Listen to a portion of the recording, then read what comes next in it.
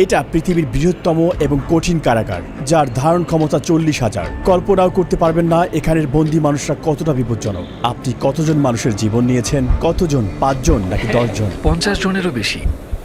MS-13 এবং অন্যান্য gang, এরা হচ্ছে জানোয়ার, এগুলো মানুষ নয়। সোশিওপ্যাথ, এই ধরনের মানুষ আমাদের এখানে আছে। আমরা সবচেয়ে খারাপ মানুষের মুখোমুখি হব। সিকটে স্বাগতম। এল সালভাদরে নির্মিত পৃথিবীর বৃহত্তম কারাগার, যা নির্মিত হয়েছে পৃথিবীর সবচেয়ে গুরুতর অপরাধীদের বন্দী করতে। যারা এখানে প্রবেশ করে তারা জীবদ্দশায় আর বের হতে পারে না। এখান থেকে বাইরে যাওয়ার কোনো উপায় নেই। তুমি কিভাবে এখান থেকে বের হয়ে আসবে? এই 6 মিলিয়ন মানুষের ছোট দেশে সর্ববৃহৎ কারাগারের প্রয়োজন এই গ্যাংগুলোর জন্য। এক সময় পুরো দেশে আধিপত্য বিস্তার করা এই গ্যাংগুলো 2022-এর মার্চ থেকে নাটকীয় অভিযানের মুখোমুখি হয়। প্রেসিডেন্ট নাইব বুকেলের প্রশাসনের অধীনে মাত্র 16 মাসে 70,000-এরও বেশি মানুষকে গ্রেপ্তার করা হয়, যা দেশের প্রাপ্তবয়স্ক জনসংখ্যার প্রায় 2%।